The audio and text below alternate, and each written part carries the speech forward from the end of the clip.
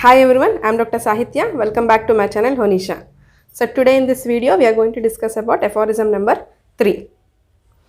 So already said Odisapare, Organ of Medicine, translated by William Borick. So in this we are going to discuss about aphorism number 3. So I have already made videos on aphorism number 1 and 2. So all links in the description box lo istanu. So now we are going to aphorism number 3. I give a brief introduction to 1 and 2. So 1 and 2 aphorisms lo manaki Hahnemann em cheptaru ante, so what are the duties of a physician he or she should perform and how the cure should be. So cure anindi ela undali anindi manaki first aphorism lo Hahnemann will be saying that. So now going to aphorism number 3. If the physician clearly perceives what is to be cured in a disease, that is to say in every individual case of the disease, in the bracket knowledge of the disease indication.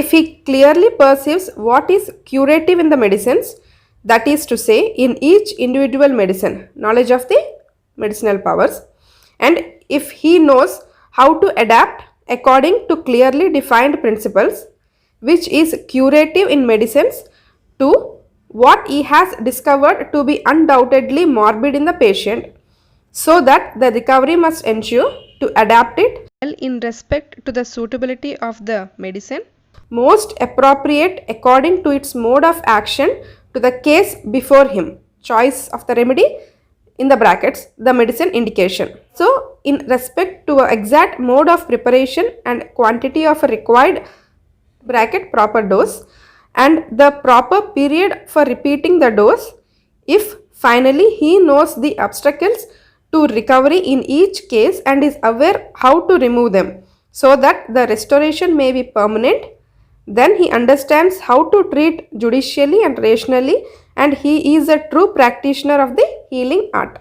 So third aphorism koncham pedda aphorism. So as I said, first and second aphorisms kuda manam memorize cheyali, adi manam gurtu pettukovali, but third aphorism is okay, and also for third aphorism there is no footnote. So now going into the explanation. So now coming to the explanation.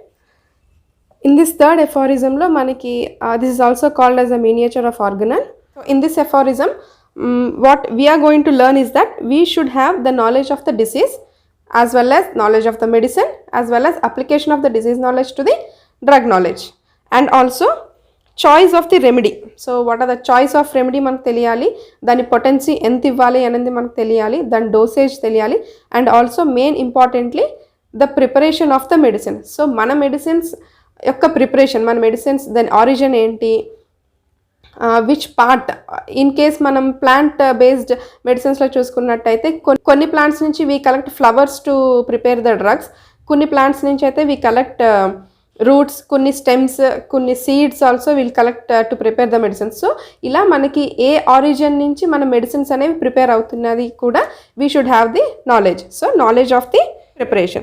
So now coming to the aphorism, if the physician clearly perceives what is to be cured in the disease, that is to say in every individual case of the disease, knowledge of the disease. So this is in the bracket knowledge of the disease comma indication. So physician being a homeopathic physician or anyone aid system of medicine practice చేస్తున్నప్పటికీ disease యొక్క full information or disease యొక్క full knowledge అనేది physician should have. So perceives meaning enti ante, so as I already did for aphorism number 1 and 2, I'll give meanings for every word. So if the physician clearly perceives meaning enti ante become aware or understand. So a physician and particularly a homeopathic physician should clearly 100% understand the disease condition. So ఇప్పుడు మన దగ్గరికి ఒక patient, ఒక person వచ్చారు అనుకోండి, so he's telling the symptoms, so ఆయన మనకి డయాగ్నోసిస్తో అయితే రారు, రైట్? సో ఇక్కడ what he's telling is that we should also know the diagnosis. So చాలామంది ఏం చెప్తారంటే హోమియోపత్స్కి ఆర్ హోమియోపతిక్ ప్రాక్టీషనర్స్కి డయాగ్నోసిస్తో వాళ్ళకి పెద్దగా పని ఉండదు, they won't go to the details of the diagnosis or diagnosis ఏంటి అనేది వాళ్ళ హోమియోపత్స్ పెద్దగా చూడరు, but they only treat on symptomatic. So symptomatic treatment is right, that is 100% sure. But మనకి డయాగ్నోసిస్ ఆఫ్ ద డిసీజ్ ఎందుకు important అంటే progression of the disease. So మనకి ప్రతి డిసీజ్లో we have progression of the disease. So stage 1లో inflammation అనేది కొన్ని పార్ట్స్కి depend అయి ఉంటుంది. ఆ డిసీజ్ ఇంకా ప్రోగ్రెస్ అయితే స్టేజ్ 2లో ఇంకొన్ని బాడీ పార్ట్స్ అనేవి ఇన్వాల్వ్ అవుతుంది. సో డిసీజ్ ఇంకొంచెం ప్రోగ్రెస్ అయితే other organs or other parts of a body కూడా ఇన్వాల్వ్మెంట్ ఉంటుంది. సో దీనివల్ల మన లోపల బయోకెమికల్ చేంజ్ అవుతుంది, ఫిజియాలజీ చేంజ్ అవుతుంది, ఎవ్రీ సెల్ ఇన్ ఆ బాడీ చేంజ్ అవుతుంది.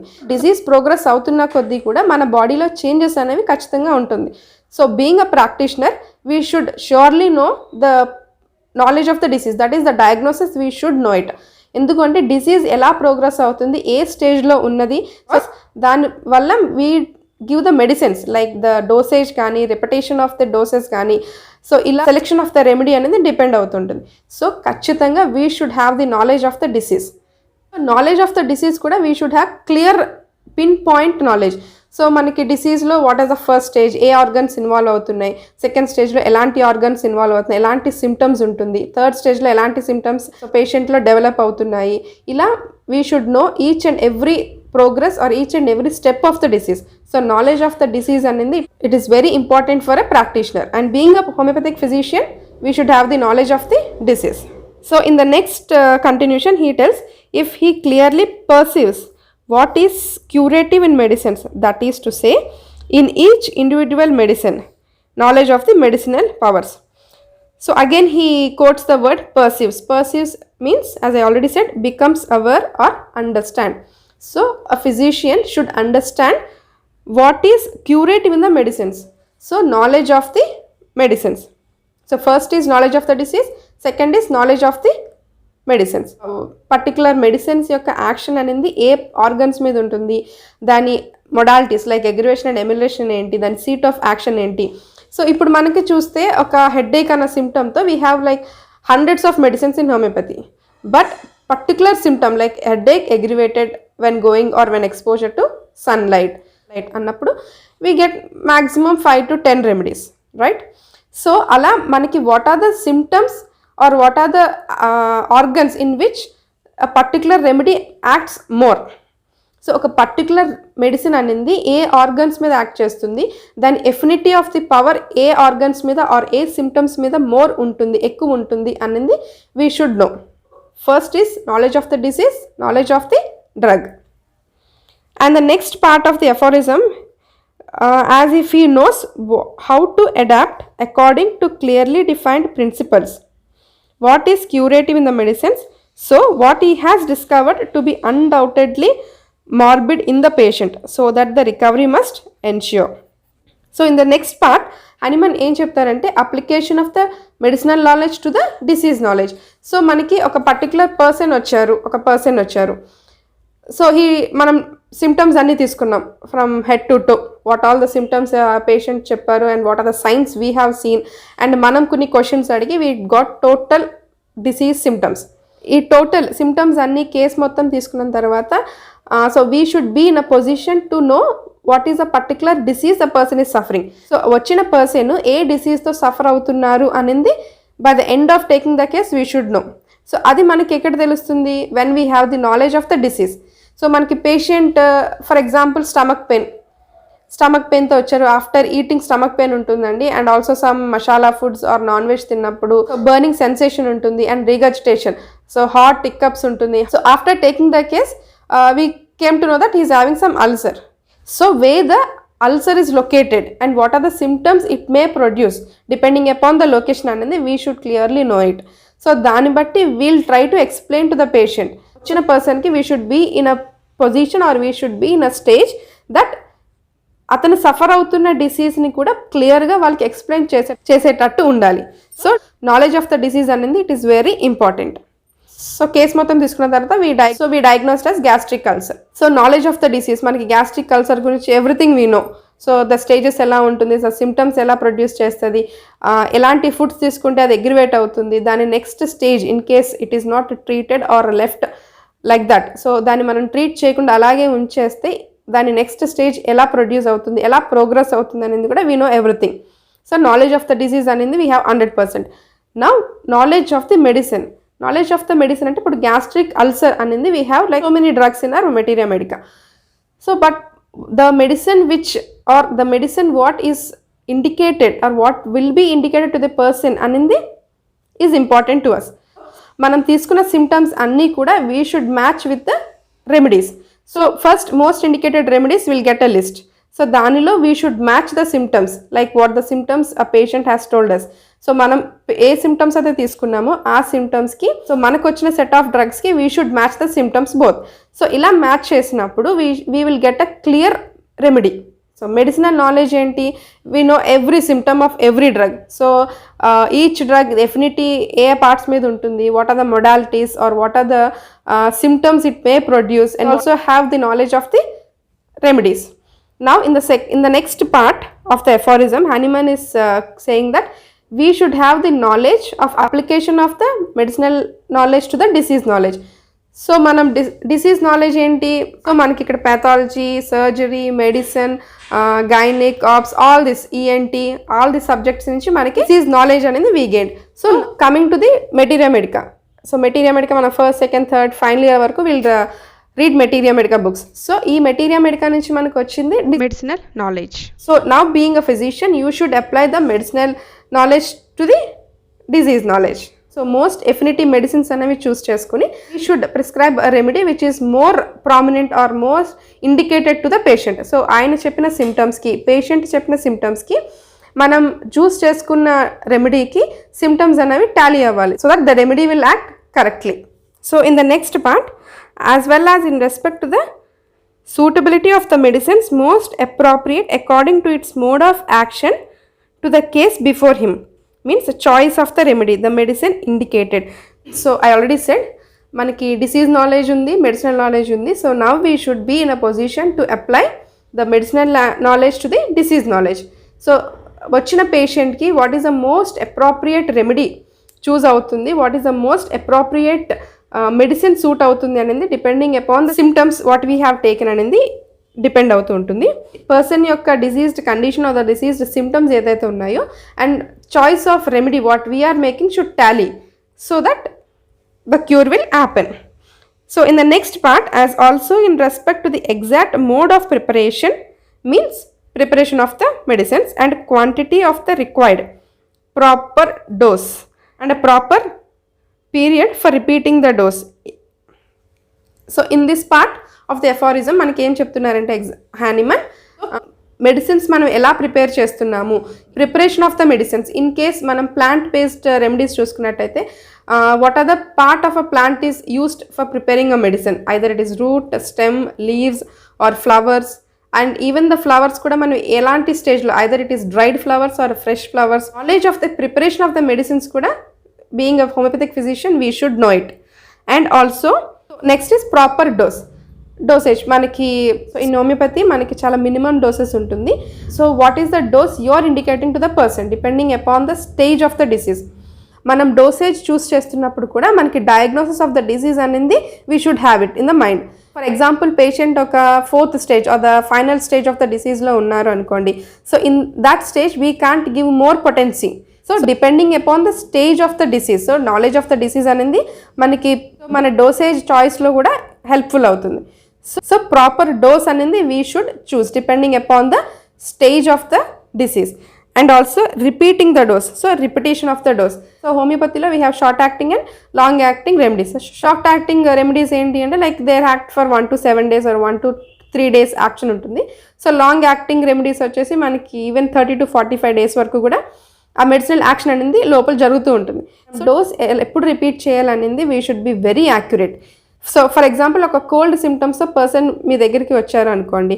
సో అప్పుడు we can prescribe or we can repeat the medicine for every 3-4 hours. So depending upon the disease and depending upon the progress of the disease, so ఈ dosage అనేది depend అవుతూ ఉంటుంది. ఒక cold సిమ్టమ్స్తో వచ్చిన పర్సన్కి we can't give like is weekly doses, right? So ఒక fever symptom, the normal viral ఫీవర్తో సిమ్టమ్స్తో మన దగ్గరికి పేషెంట్ వచ్చినప్పుడు we can prescribe him weekly doses. Like should repeat the medicines for every 2 hours, 3 hours depending upon the temperature of the patient. So మనకి in the డోసేజ్లో మనకి diagnosis or the knowledge of the disease అనేది it is very important. The next part, if finally he knows the obstacles to cure in each case and is aware how to remove them so that the restoration may be permanent. Restoration word అనేది we have in second aphorism. So ikkada what is Hahnemann is trying to say that if he finally knows the obstacles ante enti ante that prevents the progress. So he finally knows the obstacles to cure in each case and is aware how to remove them. Even మనకి ఇక్కడ disease knowledge కూడా అవసరం పడుతుంది. So physician యొక్క duty ఏంటి అంటే not only explaining the disease. So వచ్చిన పేషెంట్కి డిసీజ్ గురించి అంటే అతను సఫర్ అవుతున్న డిసీజ్ గురించి ఎక్స్ప్లెనేషన్ ఇవ్వటమే కాకుండా అండ్ ఆల్సో మనం రెమెడీ పర్టికులర్ సూటబుల్ రెమెడీ ఇవ్వటమే కాకుండా the other adding responsibility of the physician ఏంటి అంటే we should explain the obstacles. So if GIT సంబంధించిన ప్రాబ్లమ్స్తో మన దగ్గరికి ఒక పేషెంట్ వచ్చినప్పుడు we should explain him what as the food he has to take, the diet and regimen. Like for example GIT ప్రాబ్లమ్స్తో gastric అల్సర్తో వచ్చిన పేషెంట్కి we should advise him not to take much of non veg or much of masala foods. In the same way ఒక asthmatic patient మీ దగ్గరికి వచ్చినప్పుడు what are the advises we should give. So మనం remedy ఇవ్వటమే కాకుండా we should advise him cold అట్మాస్ఫియర్స్కి ఎక్కువ expose అవ్వద్దు, కూల్ ఫుడ్స్ ఐస్ క్రీమ్స్ కానీ లేదంటే ఫ్రిడ్జ్లో తీసిన ఫుడ్స్ కానీ తినొద్దు అని చెప్పి we have to advise him. మనం ఎగ్జాక్ట్ రెమెడీ ఇవ్వటమే కాకుండా we should advise him or we should advise the patient what he should do and what he should not do. As a said asthmatic patient మన దగ్గరికి వచ్చినప్పుడు symptoms అన్ని తీసుకున్నాము, the most suitable remedy మనం ఇచ్చి పంపించిన తర్వాత పేషెంట్ మెడిసిన్ వేసుకుంటున్నారు. బట్ ఎర్లీ మార్నింగ్ లేచి జాగింగ్ వెళ్ళటం, లేదంటే కోల్డ్ ఐస్ క్రీమ్స్ రోజు తినటం, లేదు స్వీట్స్ ఎక్కువ తినటం, లేదు కోల్డ్ అట్మాస్ఫియర్స్కి ఎక్కువ ఎక్స్పోజ్ అవుతున్న కండిషన్స్ ఉన్నట్టయితే how the cure will be there. So మనకి సిమ్టమ్స్ రిలీఫ్ ఎలా వస్తుంది? రాదు. So medicine, the action of medicine ఎంత ఉన్నప్పటికీ కూడా the other things also we should advise to the patient. So that is Hahnemann is telling in this part of aphorism. If finally he knows the obstacles to recovery. So patient recovery avataనికి what are the obstacles or what are the external features ఏంటి which is enhancing the disease or which is helping the disease to progress అనేది we should know it. So అది మనం తెలుసుకోవడమే కాకుండా we should be in a position to advise the patient in each case and is aware how to remove them so that the restoration may be permanent. So restoration means bringing back to original. Keeping all these points in a mind, మనం remedy prescribe చేస్తే ఖచ్చితంగా there will be a permanent solution for the patient. So in the next part he tells that then he understood how to treat judicially and rationally and he is a true practitioner of the healing art. Judicially means with good judgment or a sense. So మనకి judgement అనేది కూడా చాలా important. So చెప్పిన ఒక group of symptoms అనేవి మనకి చాలా రెమెడీస్లో ఉంటుంది, రైట్? హోమియోపతిక్ మన డ్రగ్స్లో కూడా మనం కేసు తీసుకున్నప్పటికీ చాలా రెమెడీస్ వస్తూ ఉంటుంది. సో ఈ maybe this is indicated or this will act most prominently అని చెప్పి చాలా రెమెడీస్ మన మైండ్లోకి వస్తూ ఉంటుంది. But we should be very careful in choosing the remedy. So judgement అనేది చాలా కరెక్ట్గా చేయాలి. So rationally means reasonable, logical and also sensible ఇలాంటి మీనింగ్స్ అన్నీ వస్తాయి. సో మనం లాజికల్ వేలో, మోస్ట్ సెన్సిబుల్ వేలో we should treat a person or we should treat a patient.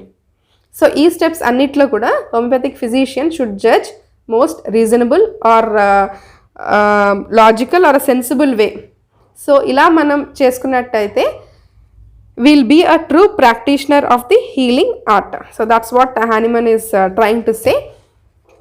Being a homeopathic physician, మనకి disease knowledge. So disease knowledge మనకి ఎక్కడి నుంచి వస్తుంది? We are getting it from anatomy, physiology, biochemistry, pathology, surgery, medicine. So what are the subjects we are learning in our college? So knowledge of the disease, knowledge of the medicine and application of the medicinal knowledge to the disease knowledge, preparation of the medicine, dosage, repetition. So all these points, so these steps anni kuda we should judge it most logical, reasonable or sensible way cheste we'll definitely give a complete and a permanent cure to the patient. So this is all about aphorism 3. So this is my understanding of aphorism number 3. So you can share your points, so meeru me points. So you can share your point of understanding. So you can share, so me point of understanding kuda you can share with me in the comment section. If you like the video, please do subscribe to my channel. Thank you.